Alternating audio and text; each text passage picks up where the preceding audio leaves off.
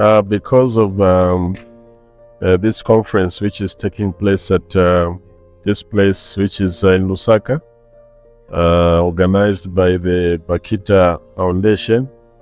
And it's a conference that I think seeks to interrogate the much talked about issues regarding the girl child education. So much talk.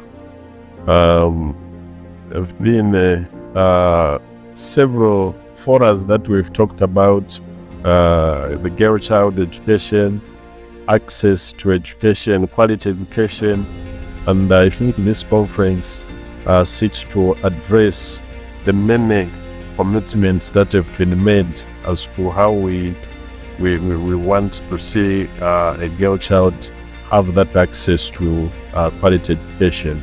So basically, we are here to see how we can actualize these many commitments that we have been committing ourselves to. So in short, this is what has led here to the part of the proceedings that are taking place here in Lusaka. Well, it's an open secret that a girl tomorrow will be the mother. So all of us, this earth exists because of the same girl. Now looking at the situation as it stands, on the traditional perspective, where a girl hasn't received the fair share in terms of life, I've felt that I feel there is need, because all of us, we've passed through the hands of mothers, and when you look at the mother's love and the care, I think is what has made all of us to be who we are now. So for us to have that future for everyone else, we must level the playing field where this girl child must be given that platform, must be educated just like any other human being. And once this girl receives that quality education, it means even those that will come out of this girl who will be an educated adult in future, will have an easy life in future. So basically, this is what has made me to look at this issue different. I'm sure a few of us look at it the way we are, but others are still not able to understand why we are talking about the girl child education. I think some of the cultural practices that has hindered a girl child to have access to education, the major one which we are still even now fighting, I think it's a practice which is called initiation ceremony, which is called Chinamwari in the local dialects. These ceremonies, most of the time, what girls are taught, I think, do not tarry with their age, because these people in the cultural spheres still understands that when a girl comes out of age, it means she's an adult. But these days, the way the situation has been, the environment, the foods that we eat these days, girls tend to come out of age at an early age, 10 years, sometimes 9 years, when they're still considered at that age to be babies. So these ceremonies, when they are conducted, they tend to teach girls what an adult should be doing, how to look after a man, how to look after a marriage. We have tried on several occasions to engage these elderly women who are known as Alangis in the local languages here, to change the syllabus, to tailor it so that they can only be teaching girls who come out of age issues to do with hygiene, how to look after themselves. these other issues to look after their marriages or whatever, these can come when a girl is going to towards getting married. But things have not been as up to our expectation. It's like they are not transforming. So in our case, we decided to completely ban these practices. No any girl, young girl, should be taken in the initiation ceremony until when she is about to get married. Possibly many now are going in when they are 23, 22. So we engaged our women to be taking these girls in when they are about to get married. Then they can be taken in and be taught whatever they want to be taught in those activities. We have also, as a normal usual African practice, where as a man, I don't need to talk to my girl child, and whatever issues a girl child might have, she has to talk to the mother. So this is something that we have also tried to tackle by engaging our village headmen, our men, that they should be taking part in the lives of their girl children. I, for one, have been openly telling my village headmen that if it was buying underpants for your girl child, your teenage daughter, it has to be yourself as a father. Because if you don't do it, somebody else will do it. And once they do it, they will want to see how it is going to fit. And certain things as a man, you cannot just watch and walk away. So these issues to do with teenage pregnancies and child marriages, gender-based violence, trickles in as a result of parents failing to openly talk to their girl children. Their girls, when they are growing up, including boys, at that stage, they reach a stage where they begin to look for someone to confide in. A number of issues affects them, and if they don't find somebody to talk to, they might reach out to a stranger who might end up abusing them. So these are some of the things that we've been engaging our people, and in changing these, we call this program as being cultural transformation. We need to transform some of our cultures so that they are in conformity with modern day society. We cannot move away from it. We are already in it. What we just need is to join in and change the narrative. As a member of the Council of Traditional Leaders of Africa, our set goals are quite clear that as a Pan-African organization, working hand in hand with the AU, we need to do our part on the traditional perspective, to work on all those customs and traditions that hinders this girl child from accessing quality education.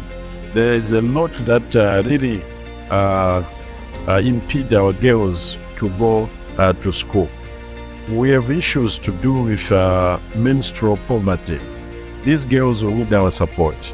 It's not just by giving them sanitary underwear, sanitary wares, but we also need to provide proper facilities, more especially at school, because when they're at school, they are more vulnerable, and when there is an issue to do with menstruation, we really need to support them, and we really need to have proper facility for the girls.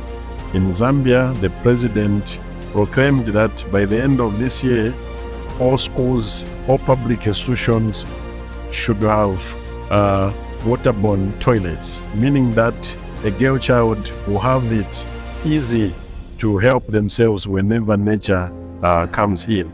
So as traditional leaders, religious leaders, or community leaders, we should do our part. We have also our lawmakers. We must continue to tailor laws that speaks to these problems. Of course, we have where laws exist, but we fail to implement these laws. I think it is important now to begin to walk the talk. Whatever we pronounce, we begin to put them into practice. So each one of us should do their part. Once we do our part, then this burden is going to be lighter.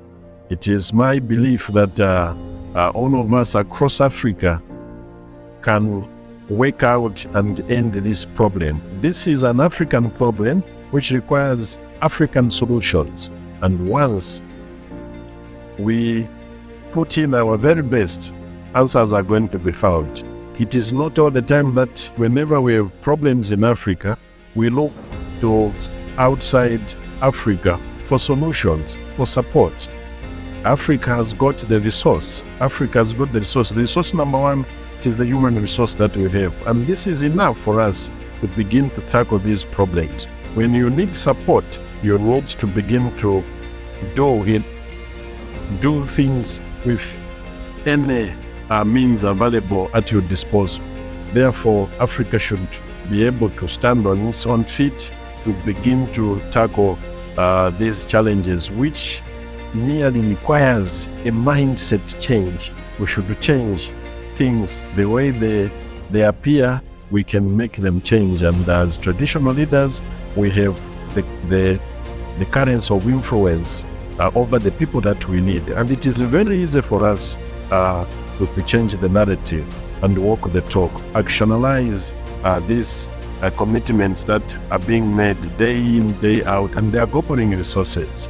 So this is my wish to see the next conference should talk about how we can improve on the actions that will be in place. This is part of my tradition. So as we use animal skins, the Zulus of South Africa. So my tribe migrated from there to here. So we haven't forgotten about the dress code and also how you can be identified when you are amongst people of different cultures.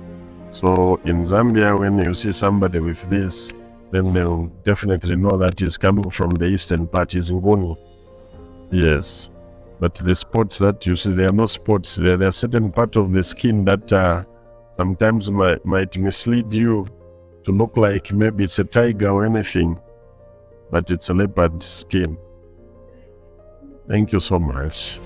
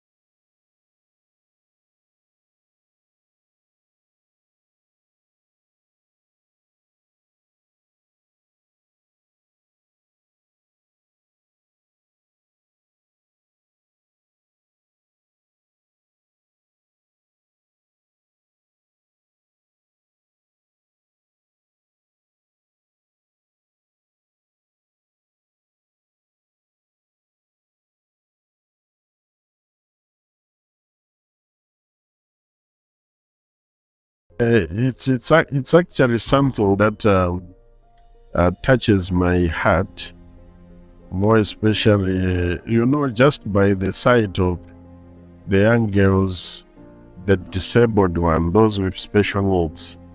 It's something that it really, shakes me, because no one wished to be in that situation.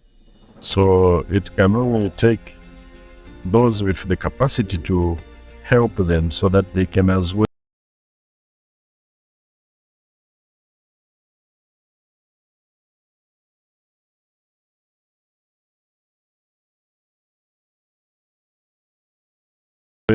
have a better life.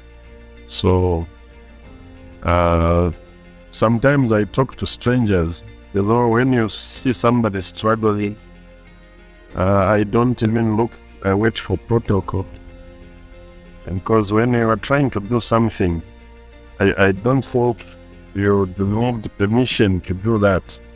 So it's just, I think, in my nature to at least put a smile on those that can't afford to smile because of situations surrounding you. Thank you so much for this opportunity.